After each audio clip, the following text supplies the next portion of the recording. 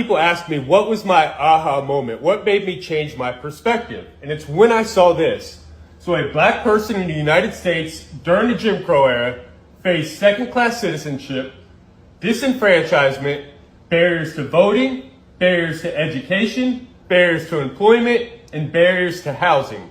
Then we had the 1964 Civil Rights Act and the 1965 Voting Rights Act, which stated we could no longer do any of this. We could no longer discriminate based on race. So in 2023, what is the only group of people that we can legally discriminate against? We can legally relegate to second-class citizenship, create barriers to voting, barriers to education, barriers to employment, barriers to housing.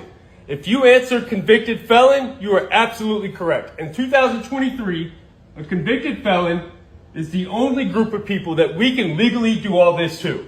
Now, do you believe it's a coincidence that 1 in 3 black males carry this label as convicted felon as opposed to 1 in 17 white males? If you answered yes to that question, let's take a look at what's happened since the dismantling of the Jim Crow laws. We've had a 700% increase in our prison population. We've gone from 300,000 inmates to as high as 2.3 million. Now, I do believe we're back down to about 1.8 million today.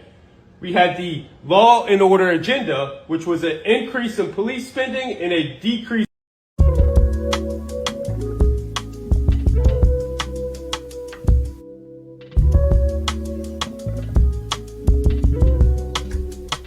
All right, this is Isaiah 42:22. It says, "But this is a people robbed and spoiled. There are all of them snared in holes. They are hid in prison houses. They are for a prey, and none delivereth, for a spoil, and none saith restore."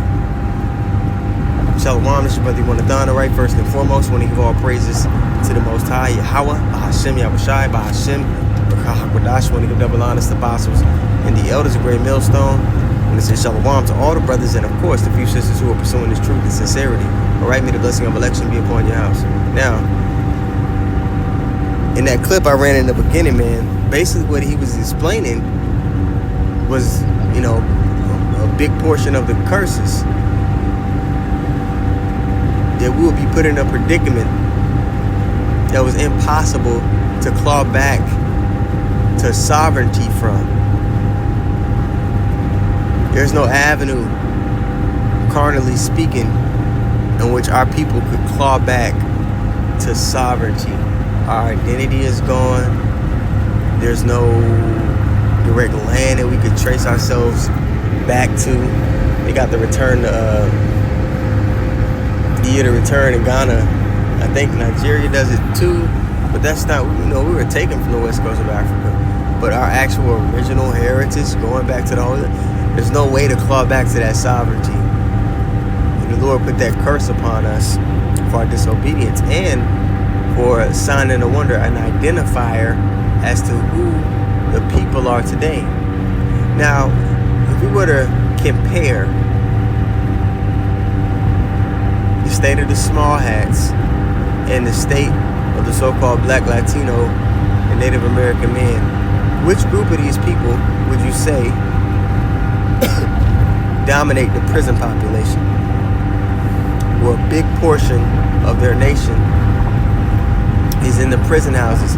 There's all these identifiers in the scriptures so that you could hone in on who the people actually are, the bloodline descendants. All right, let's read that again. Isaiah 42:22. But actually, I want to read it. Let's check it out in the NLT. Let's go there real quick. Isaiah 42:22. NLT. It says, "But his own people have been robbed and plundered." Okay? You talk about all the black towns that were flooded, burned. Most people know about Tulsa, Oklahoma, but every state in the Bible Belt, really, and I would say a lot of the Midwest as well, you can go to pretty much any county and find a town that used to be a black town, so-called black town, we're not black, that was either flooded or burned or something of the sort, to where our people were disenfranchised. Okay, that's not really talked about in the history books. They'll mention slavery, but they don't talk about the hundreds of towns and communities that were demolished because they were flourishing. They couldn't have us, you know. They tell you to pull yourself up by your own bootstrap, but when our people were doing it, look what they did, you know. All right, Isaiah 42 and 22 in the NLT again. But his own people have been robbed and plundered, enslaved, imprisoned, and trapped. Okay, they even got a thing called what? Trap music, which funnels people into the prison system. That trap music comes along with a culture to where there might be a guy who is not even trying to be involved in that kind of lifestyle, but just because of, you know, the environment that he lives in, he might have encounters with agents of chaos, you know, that Esau has created, these niggas, and he gets dragged into the prison system just by having an encounter with an ignorant ass nigga. All right, trapped, imprisoned, and trapped. They are fair game for anyone. All the nations come over here and they benefit off of black culture and the self-destructive behavior of our people. We're fair game. We're a profit, profit, to everybody except our own selves. All right, and the Lord has it set up that way because He wants it to where there's no other solution to our problem but Him. And the sooner, you know, our people realize that, which they're not, only the 1/3 in the elect are going to realize that. The Lord has set it up to where the only way out is through Him. Okay? It says they are fair game for anyone and have no one to protect them. No one to take them back home. All right? Man, that's spot on. So, in that video that I ran in the beginning of the clip,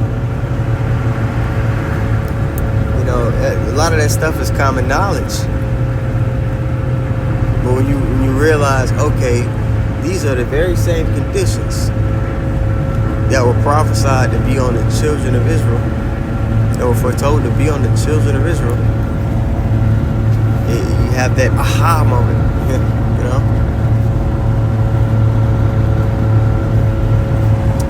So, go get one of these curses here. Let me see. Just bear with me really quick while I pull it up. Yeah, when you start to go into prophecy of, okay, what's the state of the nation of Israel? What was foretold to be their state before the return of the Lord and until He came back?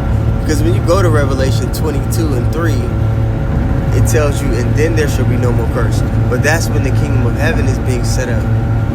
So the curses are supposed to be on the children of Israel until the Lord comes back. Now, off the rip, you think about it, the people with the little hats on the back of their head, they don't fit this criteria.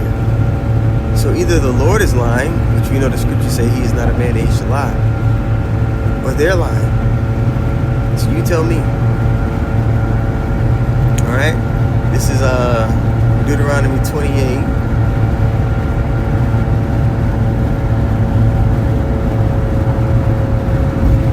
And 32, it says, thy sons and thy daughters shall be given unto another people, and thine eyes shall look and fail with longing for them all the day long, and there shall be no might in thine hand. Now that was happening in captivity, in the hardcore portion of captivity, the cattle slavery, where they would just sell your children off to another plantation.